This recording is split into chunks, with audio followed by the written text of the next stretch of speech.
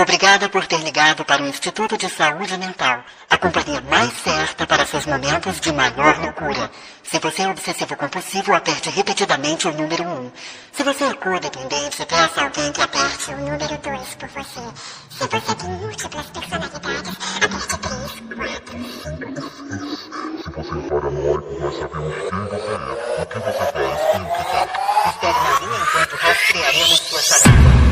Se você sofre de alucinações, aperte o 7 nesse telefone colorido gigante que você e só você vê à sua direita. Se você é esquizofrênico, escute cuidadosamente e uma voz interior lhe indicará o número a pressionar. Se você é depressivo, não importa que número aperte, nada vai lhe tirar de sua lamentável situação. Porém, se você botou no UMA, não tem jeito.